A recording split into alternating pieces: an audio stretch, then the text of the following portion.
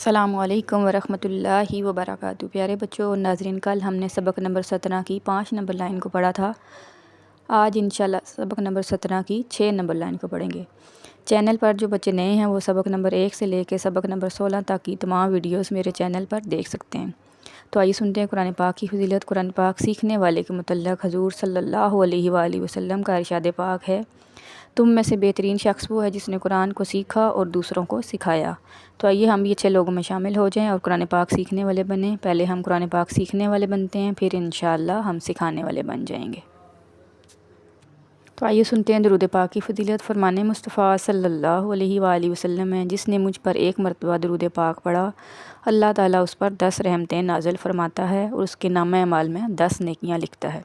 سبحان اللہ، صلو علی الحبیب صلی اللہ تعالیٰ علی محمد صلی اللہ علیہ وآلہ وسلم۔ تو پیارے بچوں اور ناظرین، سبق نمبر 17 جو کہ مدات کے بارے میں ہے، آپ نے ساری مد کو اچھے طریقے سے دہرا لینا ہے۔ آج انشاءاللہ ہم مد عارض کو دوبارہ سے دہرائیں گے اور مد لین عارض کی ڈیفینیشن کو پڑھیں گے۔ تو آپ نے توجہ دھیان سے اور اچھے انداز سے سننا ہے تاکہ آپ کے اچھے انداز سے سمجھ آ جائے۔ تو پہلے دیکھتے ہیں مد عارض کی ڈیفینیشن۔ حروف مدہ کے بعد عارضی سکون ہو، یعنی وقف کی وجہ سے کوئی حرف ساکن ہو جائے تو مد عارض ہوگا، جیسے مسلمون، اس پہ ہم نے عارضی سکون کیا۔ عارض سے یاد رکھیں کہ عارضی سکون ہوگا، یعنی عارضی سکون کیا ہوگا، یعنی اینڈ والے حرف پہ ہم ساکن کر دیں گے، اینڈ والے حرف کو ہم ساکن کر دیں گے، اس پہ جزم کی علامت آ جائے گی وقف کی صورت میں۔ یہ یاد رکھنا ہے، وقف کی وجہ سے کوئی حرف ساکن ہو جائے۔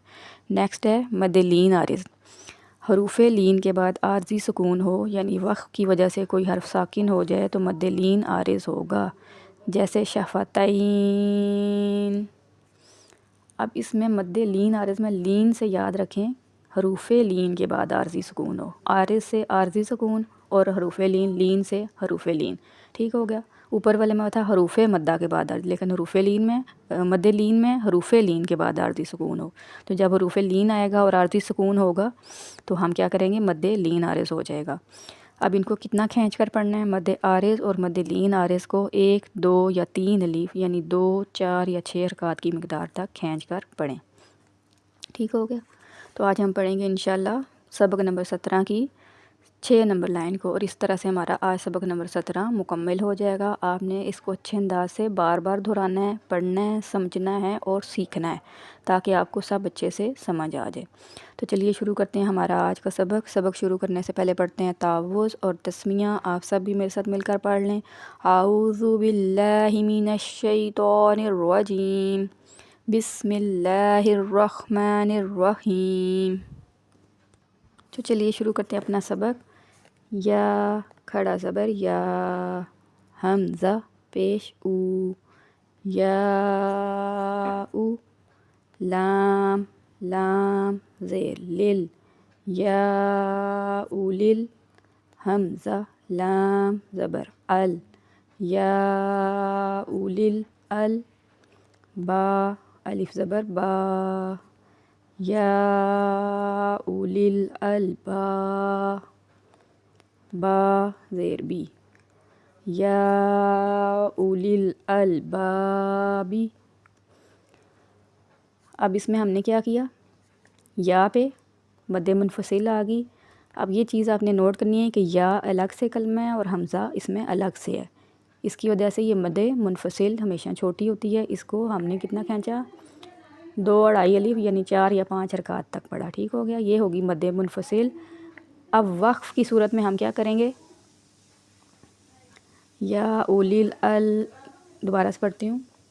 اب اس کو آپ نے دھیان میں رکھنا ہے، ٹھیک ہے۔ پہلے ہم نے کیا پڑھا، یا اولل البابی، لیکن جب وقف کریں گے تو کیا ہو جائے گا، یا اولل الباب، اینڈ والا با کلکلا ہو جائے گا، یعنی وہ ساکن کی علامت اس پہ آ جائے گی تو وہ کیا ہو جائے گا، کلکلا کی آواز آئے گی، تو یہ ہو جائے گا مد عارض۔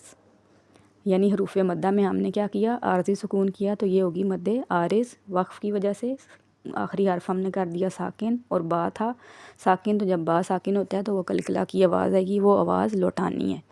میں دوبارہ سے پڑھ دیتی ہوں، یا اولل الباب، تو آپ نے بھی اس کو توجہ اور دھیان سے پڑھنا ہے۔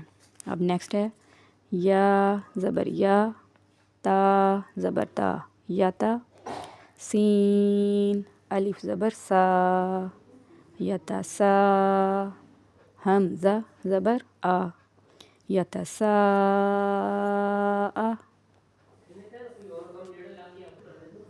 یتسا، لام واو پیش لو، یتسا الو، نون زبر نا، یتسا الون۔ اب وقف کی وجہ سے کیا ہو جائے گا، ہم اس کو کیسے پڑھیں گے، یتسا الون، ہم نے نون کو ساکن کر دیا۔ جب نون کو وقف کی صورت میں نون کو ساکن کریں گے تو یہ کیا ہو جائے گا، مد عارض، حروف مدہ کے بعد ہم نے کر دیا عارضی سکون۔ پیچھے کیا تھا، مد متصل تھی کیونکہ حمزہ اسی کلمے میں آ گیا، حروف مدہ کے بعد حمزہ اسی کلمے میں آ گیا، تو اس کو ہم نے اتنا کھینچا، 2 2.5 الف یعنی 4 یا 5 حرکات کی مدت تک کھینچ کر پڑھا۔ نیکسٹ والا تھا مد عارض، یعنی وقف کی صورت میں ہم نے عارضی سکون کر لیا۔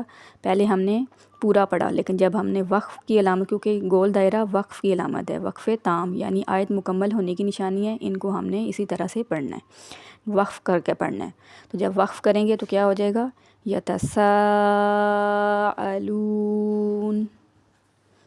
نیکسٹ را با زبر رب، با لام زیر بل، رب بل، عین کھڑا زبر آ، رب بل آ، لام زبر لا، رب بل آل، میم یا زیر می، رب العالمین، نون زبر نا، رب العالمین۔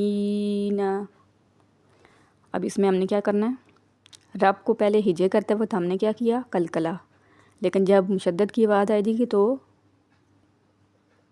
صحیح طرح سے پڑھنا ہے، رب العالمین۔ می پہ بھی ہم نے کیا کیا، 1 الف تک کھینچا، حروف مدہ ہے، لیکن اب گول دائرہ یعنی وقف کی علامت آ گئی، وقف تام کی علامت، تو ہم نے کیا کیا، اس کو ہم نے ساکن کر کے پڑھنا ہے، ہم نے اینڈ والے نون کو ہم نے کیا کرنا ہے، اس کو ساکن میں بدل دینا ہے۔ تو وقف کی صورت میں کیا ہو جائے گا، رب العالمین، یعنی وقف کی وجہ سے ساکن ہو جائے گا، تو یہ کیا ہو جائے گی، مد عارض، یعنی حروف مدہ کے بعد ہم نے کیا عارضی سکون۔ نیکسٹ ہے خا، واو زبر خو، فا 2 زیر فن، خوفن۔ اب اس کو ہم نے وقف کرنا ہے تو کیا ہو جائے گا، خوف، یعنی کھینچ کر پڑھا کیونکہ مد لین عارض ہو گیا، یعنی فا کو بھی ہم نے ساکن کر دیا، 2 زیر ختم ہو جائیں گی، فا کو ہم نے ساکن کر دینا ہے، تو کیا ہو جائے گا، خوف، کھینچ کر پڑھنا ہے کیونکہ مد لین عارض کو بھی ہم نے 1 2 یا 3 الف یعنی 2 4 یا 6 حرکات کی مقدار تک کھینچ کر پڑھنا ہے۔ تو ویسے جب ہم نے ہجے کیے تو خو کو لمبا نہیں کرنا، خوفن، تو جب ہم نے کیا مد لین عارض تو کیا ہو جائے گا، خوف، وقف کی وجہ سے۔ تو نیکسٹ ہے قوف پیش کو، را یا زبر رئی، کو رئی، شین 2 زیر شن، قریشن۔ اب کو پر پڑھا جائے گا کیونکہ حروف مستعلیہ ہے، را یا زبر رئی کیا ہو جائے گا، حروف لین ہو گیا، اور شین 2 زیر شین، لیکن وقف کی علامت آ گئی آگے، تو وقف کی وجہ سے ہم اس کو کیا پڑھیں گے، قریش، تو شین ہو جائے گا ساکن، 2 زیر ختم ہو جائیں گی، یعنی وقف کی وجہ سے کوئی حرف ساکن ہو گیا تو اس کو کیا کرنا ہے، وہ مد لین عارض ہو جائے گا کیونکہ حروف لین ہے، خا واو زبر خو، واو ساکن سے پہلے زبر، یا ساکن سے پہلے زبر، حروف لین آ گیا دونوں میں، تو کیا ہو جائے گا، مد لین عارض۔ تو پیارے بچوں اور ناظرین، آپ نے غور اور توجہ سے اور اچھے انداز سے اس کو پڑھنا ہے بار بار اس کی پریکٹس کرنی ہے، کیونکہ کافی چیزیں اس میں انوالو ہوتی ہیں۔ پچھلے جتنے قواعد ہم اسباق پڑھ چکے ہیں وہ سب اس میں شامل ہیں، تو جب تک آپ توجہ اور دھیان سے نہیں پڑھیں گے تو آپ کے لیے پڑھنا مشکل ہو جائے گا۔ مدات کی تختی تھوڑی مشکل ہے لیکن ناممکن نہیں، آپ انشاءاللہ کوشش کریں گے تو آپ کو اچھے طریقے سے سمجھ آ جائے گا۔ بار بار دہرائی کریں گے اور بار بار مشق کریں گے تو آپ کے لیے پڑھنا آسان ہو جائے گا۔ ایک لائن پڑھانے کا مقصد یہی ہے کہ آپ کو سب اچھے سے یاد ہو جائے۔